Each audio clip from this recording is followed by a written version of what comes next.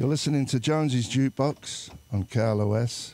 That was the Cult track called Love, because there's no explanation why we played that one. We'd probably be playing a bunch more, lovey-dovey songs for Valentine's Day. David Duchovny's in the house. Hey. How you doing? The Cult. The Cult. Like I said, the Cult. Cult. You got a big gig tonight. Yeah, at the Roxy. On Valentine's Day. Yeah. Have you been doing many gigs? I remember I went and saw something a couple of years ago. Yeah, that was just goofing around, starting out, and we did a tour in Europe. I've probably done about 30 gigs at this point. Not a ton, but I'm getting it together. Yeah, a little bit. But I remember being in an air-conditioned bus with you in the middle of the desert, and with a stripper pole. Well, no, there was that, but also, and you had some moves on the pole. Yeah, and you had your shirt off, and it was nice for everyone. I'm you made natural. some money. You made some money, I think, that night. But no, we were goofing around in the trailer, and there was Tim Minchin was there. He's a musician. You're a musician, and I was trying to play, I think, "Don't Dream It's Over" by Crowded House. And you taught me the D sus chord. Oh, I did? Yeah. Oh, wow. Yeah. I forgot. Yeah. So you play guitar? A little bit. I play a D sus. You got that That's down? all you need, really. A few others. Are you playing guitar tonight? Or I might. Sometimes I come out and do an encore, a Tom Petty cover that I play alone. I might do that. Yeah. But if I don't do that, then I don't play guitar. I just lean on the mic and do some ridiculous rock and rolls. Some moves. I call them moves. Man, it's so funny because when I was on Californication with you, and when I first came into it, I didn't know what was going on. Right. And had you ever acted before? I did a couple of things. You know, that was definitely the most I've done as far as acting goes. Right. Many times in a row. Right. And I was so nervous, man. The first scene, I don't know if you remember. You were the bodyguard. You were at the funeral. At the exactly. Right. The first one, exactly. Yeah. Was there was another time as well. In a minute, I'll tell you. But that one, it was a lunch break, and I was wandering around. And it was a cemetery, wasn't it? Yeah. Hollywood Forever. Yeah. And I kept going over my lines and lines, and I was terrified that it was going to be with you and the girl Maggie. Yeah. And Maggie Grace. Man, it was like I'd rather have been dead. Yeah. At that point. Yeah. No, I understand that kind of fear. It's terrible. But you were great. You were great from the beginning. Thank you. Kroll. But you when we was getting into it and doing the the scene on the Air Force One. Right. On the plane crash with Tim Minchin. Yeah. And you'd come in and I'd watch you and you just you'd be like, okay, I got it, and you just do it. I'm like, how does this guy do this? Right. Do you go do you spend a lot of time, or you were just so used to doing it? No, I would like to stay like a week ahead or an episode ahead if I could. So I had this theory that I would put some stuff in like midterm memory as opposed to the short-term memory. So if I could get to it a week before I had to do it, I would try and memorize it as best I could, and then I would look at it on the day, and it would have some kind of a history with me. Yeah. I didn't like just looking at it and going. Yeah. I like to make you think that I was doing it. Right, well, you definitely did. You made me feel like, how does this guy do this? He just looks at it once and he's got it. Right. Well, I was remembering it from having looked at it before. Yeah. I mean, I'm sure there were some days where you get to work and I wasn't ready. I hadn't had the time to do it. So, but I don't really like to work that way. Yeah, and the one other scene while we're talking about this was when I had a scene with you in the Air Force One, and it was a long scene. You were skeptical of me, right? You didn't like me being around. Well, the character. The character, yeah. But it was a long scene where the scene went on for about 3 minutes, and I was the last bit. I'm like hiding behind a curtain, and I had to come to you at the last and to have this line, and man, I couldn't get it straight. I'm looking at you, and I was like, oh man, I'm too nervous. I had too much coffee. And I kept blowing the lines, and I hate it because I keep thinking I'm holding everybody up, not getting that nailing it the first time. You know what's so funny is while you're thinking that, everybody else is thinking it's Steve fucking Jones. I'm so nervous to work with Steve Jones. I think he's gonna think I'm a pussy or something. It's true, and you're nervous for us, and we're all thinking, God, it's Steve Jones. I hope he thinks I'm a cool guy. You know? We had to dump out one of those words, so. Oh, sorry. People lost a little of the story. I hope he doesn't think I'm a chump. So funny, man. So listen, are you're still acting though, right? Mm-hmm. Yeah, I did Aquarius the last couple of years, and a TV show. Yeah, a TV show, and we did 2 years of that. And I'm kind of looking for the next one right now, trying to develop a couple things. So the music thing, you just doing it for fun, or you really dig it? Both. You must like both. it. I love it. Yeah, I love it. I mean, did you like acting ultimately? Did you enjoy doing it? Yeah, it's like reverse, right? You started out doing music. I started out doing the acting. Yeah, no, it's definitely a challenge, and it's something I like doing. Right, but I would say like the performing aspect of it, there's something similar about it. I mean, you at first what you're dealing with are just like the fear and the nerves, but once you start to relax a little bit, then it's just like an energy that you get. So it's similar to performing live music in that at first I was very fearful, but now I just feel it like it's a high point. Yeah, you know, it's like an energy point. Yeah, no, it's great. Acting for me is great, you know. So I'm sure it's the same for you. Yeah. On the other side, doing the music. You're playing tonight at the Roxy. Yeah. What time do you go on? Do you know? Go on a little after 9. There's a Keaton Simons is playing before us. I don't know if you met Keaton when we were doing the show. Oh yeah, the curly head kid. Yes. Yeah. Yeah. I remember him. Yeah. And I remember seeing your guitar that you brought around when we played. Did you play at the Greek when we played? Yeah, you did. Yeah, and I did some fluffing as well in between. I don't know what that means. You know. I don't know what that means. Well, in between the scenes, there was a crowd in there.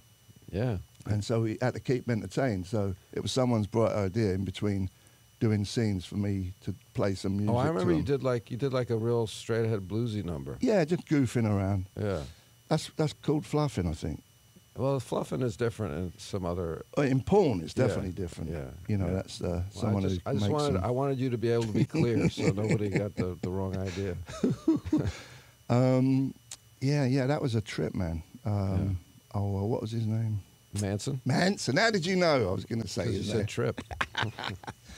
It was funny watching them scenes. He came up with a different line every time. Yeah, and it was interesting watching him perform too. He's like a performance artist, that guy. Yeah. That's the thing. That's one of the interesting things about playing music is it's you and it's not you up there. People assume that it's you. Yeah. But I'm sure, especially with the Sex Pistols, you were already acting. I mean, you were playing. Yeah. You're kind of playing a role. Yeah. Right? I'm playing a role with the other guys in the band, yeah. Right. I have to behave myself and kiss ass in order for the boat to keep rolling, yeah. Oh, okay. You know. But I mean on stage. Later on, I'm talking about, not originally. Right. Yeah, you kind of, I don't know about Sex Pistols. I'm pretty much doing my thing when I'm on stage or off stage. Right. I kind of wear the same clothes. It's not like I'm putting on a Kiss outfit or nothing. Right. But it's all the same, man. Rock and roll's all the same. How long had you been playing guitar when you started gigging around? Not long. Right. 3 months. Literally. 3 months before our first show. But see, that's to me that's amazing. But that's why it sounded the way it sounded. And the energy that you had. Yeah. Because you're just trying to figure it out. Yeah, up there in front of people. Yeah. Technically, it wasn't the best. But why did you pick it up at that point? I got slung over. I was singing at first. Oh. The band was called QT Jones and the Sex Pistols. Oh. And we had another guitar player. And how'd you come up with that name? The manager came up with that name, Malcolm McLaren, and it wasn't working. The guitar You didn't know player. you were going to get interviewed today, did you? No, but it's good. It's good. We got rid of the guitar player because he was ugly, so we got this other guy. They put me on guitar instead. And then we auditioned. I'm glad the music was he's dead. the important thing. He's dead, by the way. Oh. But the reason I've said this a million times, but the reason I played after 3 months, I did a lot of speed drugs. The drug, yeah. You know, black beauties. Did they have black beauties in America? Yeah. Little black pills. I'm saying yes. I've heard of them. That in itself made me play guitar. I wouldn't have had the attention I don't span. know if that's the message you want to send to the kids today. I know. The kids with the guitar. If you want to become a great guitar player, Don't take do speed. But that's how I did it. You mean you didn't sleep for 3 months? You just played guitar for 3 months straight? No, I slept because it was a combination of pills that I would get. I would get black beauties and Mandrex. It was a diet thing that I'd get from this quack doctor on Harley Street in London, and everyone was going Were in. you on models. a diet, or was it just for the energy? It was just to get high, really. Right. But everyone used to go to this quack. Everyone, models, other musicians. So like Dr. Robert in the Beatles song? Yeah, exactly. Yeah. He was just a Dr. Feelgood. Right. I'd go into his office sometime, and he'd be asleep on the desk. And he'd just write a script. There you go, 40 pounds, and that was it. Right. But without that, I definitely wouldn't have learned as quick as I did in 3 months. That attention span, you know, to just. And I didn't have a songbook. I just would play certain albums and just play over and over and over again. Because Right. I don't know if you've ever done speed, but it gives you that. Well, also, you didn't have access to so many albums back then. No. Right? You probably just had a handful. Yeah, the three main What albums. were you listening to? New York Dolls' first album, Right. Iggy Pop album, two of his albums, and the Faces, Rod Stewart and the Faces. Oh, that was a good band. Yeah, they were a great band. Open to Ideas, you know that song? Open to Ideas? No, It's a good song. the Faces. Yeah. What album's that on? I don't know. You've caught me out. Yeah. I was like a huge fan. Can You play sure it? that's the Can right you band? play it? I don't think It might be the anyone's. Small Faces. It's probably the Small Faces. It's pretty much the same thing. Not really, because you know Steve Marriott, who was a fantastic singer. He, you know, when Rod Stewart definitely is singing the song that I'm thinking of. I bet he ain't. How much you want to bet? $100? Do Can we play it? you want to put 100 on it? Yeah. What's it called? Open to Ideas. Man, It's a beautiful song. Good for Valentine's Day, too. is it? Yeah, sure. Why not? You now you go to Comic Cons, right? You do the Comic Con I've thing. gone to a few of those, yeah. Is that because of the X-Files. Yeah. Yeah. Is that a big Comic Con thing? Yeah, sure. I mean, that's right in the wheelhouse of those conventions. Yeah. And you did some more of them. Yeah, we did more about a year and a half ago, and talking about doing even more. People still like that. Yeah, they do. And what would be like? This is a funny question. What would be your perfect role? What would you like to do if someone said, "Listen, I got this role. This is it." Yeah. What would it? Is there something that you would like fantasize about? Well, I'll tell you what's interesting. I guess I always approach that kind of question not so much from the acting point of view, but from a skill point of view. So I always kind of fantasize about getting asked to do a role where I had to play a world-class dancer, or if I had to play a great guitarist, and they'd make me, you know, I would have to, for 3 to 6 months or whatever, dedicate myself 10, 14, 16 hours a day to becoming great at this thing. Yeah. And so that's, I've thought about that, you know. Yeah. I had Val Kilmer on last week, and he was talking about how he would have chopped his arm off to get that Doors role. That was like the perfect role. Yeah. For a lot, and many actors, I'm sure, would being a rock and roller. And he was great in it, and I think everybody in Hollywood auditioned for that. I auditioned for that movie. Yeah. I auditioned for both Jim, which I was never going to get, and Ray Manzarek, that Kyle MacLachlan ended up doing. And I did not make the band. You couldn't even be Ray. What did you? Now, when you just showed up, did you still have to do the cattle call like three guys behind a table? I had not even done the X-Files at that point. I was completely unknown. So, yeah, and they wanted me to sing, and you know, as Jim, you know, come out and sing as Jim, and did my best there, and then I had to turn around and read for Ray, you know, and did that and got nothing. Did you dress up? No, I don't think I did. I don't remember, but I don't think I did. Man. Leather pants, you mean? Yeah, you know. Yeah. Glasses for Ray. Do you have to do that anymore? Audition? I haven't auditioned for a while. I wouldn't rule it out. I mean, it's possible that I would get into a situation where I'd be asked to audition and I wouldn't be against it. I mean, there's nothing wrong with it. Yeah, yeah. I think that's the worst part about the whole acting thing. You didn't like auditioning? Well, I didn't audition for. Right. He just called me up. So, yeah. But I have done that. Yeah. And there's 3 guys staring at you. Yeah. And and I've just literally got a sheet of paper 10 minutes beforehand. Right. And hence I never got anything from that. Well, I can put you at ease about that. I mean, first of all, most roles are won and lost just when you walk in the door, because people get a sense of either you're right or you're wrong. It doesn't matter if you're the best actor on the planet. If you're not right, you're not right. Yeah. And secondly, when I got on the other side of it, like as a director or as a producer of a project, I would completely turn my head around, because I was like you. I would go into auditions and think, this is going to suck. They're going to hate me. I'm not going to get the job. I want to go home and just eat a pie or something. Yeah. Like stuff my feelings after this one. So what happened was when you're directing or when you're there on the other side, you really want everybody to be great, because you want to cast the role. Yeah. It's like I would go in thinking they want me to suck. Yeah. They want to laugh at me. Yeah. They want to reject me. But no, the opposite is true. They want you to be great because they want their job to be done. They want to stop looking. Yeah. So that kind of turned me around with auditioning. So it's literally the way you look then when you walk in, if you have the right vibe. Yeah.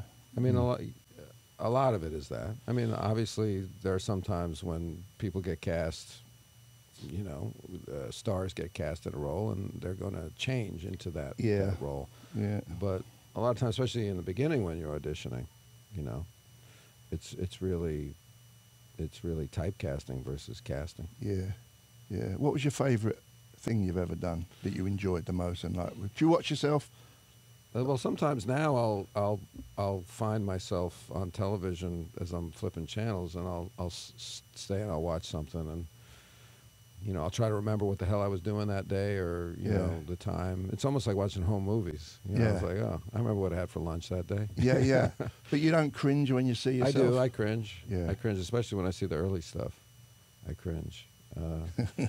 Yeah, because you don't look like you were talking about playing guitar for 3 months. So what that gives you, let's say I'm going through that as an actor. Yeah. So I've been acting for 3 months, but I'm on a show. It's not entirely true, but it's similar. Yeah. So what I'm doing is not technically very good, but there's a certain kind of energy to it that's interesting. Sure.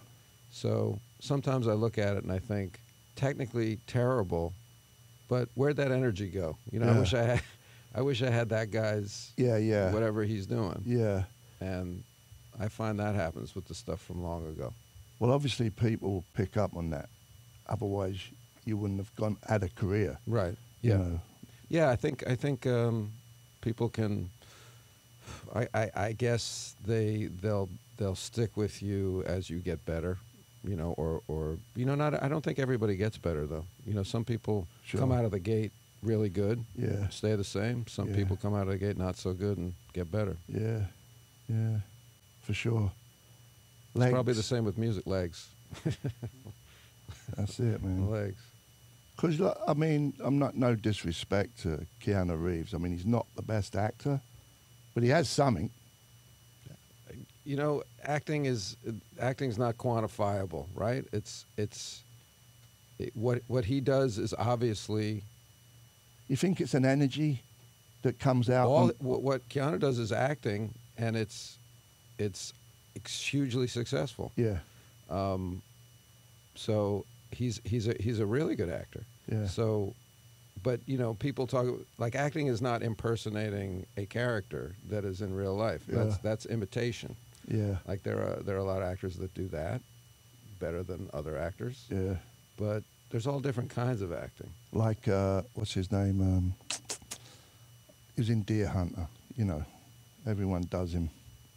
De Niro. No. The blonde. Christopher Walken. Yeah, Christopher Walken. Right. Like his style. Yeah. It's like, you know, it's like, it ain't in the ballpark of acting. It's out of the ballpark. Yeah. You know what I mean? Yeah, he's like a mad genius or something. Yeah. Yes. Yeah. So it's kind of similar to that, right? There's no rules to it. No, not at all. So, you know, when I judge acting, it's all about, am I interested? Yeah. You know? It's Yeah. like, I don't care about the acting. Do I Did you memorize your lines? I don't care. Yeah. You know, am I interested looking at you? Yeah. Is something going on Yeah. that is interesting to look at? Yeah. That's acting. So there you go, all you actors, all you out of work actors that are listening. Yeah. There's some good tips right there. Should we play some music? What time you got a split? You got a split I soon? don't know. When do I have to go? 10 minutes or 10 p.m. One or the other. 10 minutes. 10 minutes. David Duchovny, Jonesy's Jukebox. Let's play some Lou Reed. Yeah. Track called Charlie's Girl off the album Coney Island Baby. You're listening to Jonesy's Jukebox on KLOS. That was Johnny Thunders, Can't Put Your Arm Around a Memory. And we started off with Lou Reed, Charlie's Girl.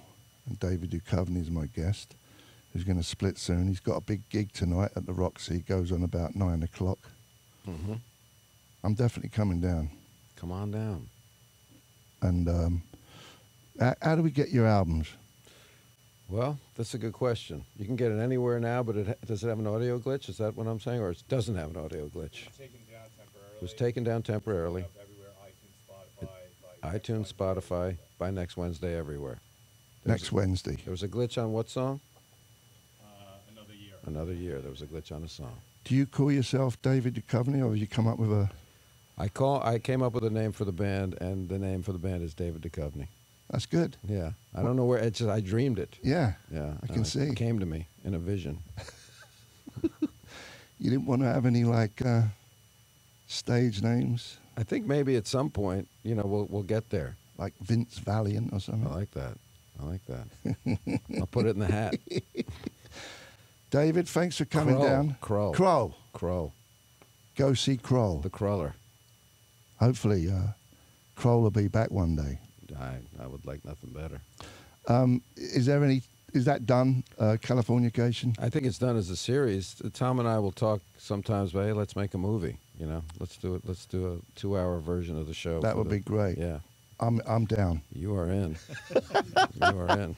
David Duchovny, ladies and gentlemen, he's playing tonight at the Roxy. Valentine's Day goes on about 9 o'clock. Let's play some Rolling Stones. This was his pick. Waiting on a Friend. Take it away, son.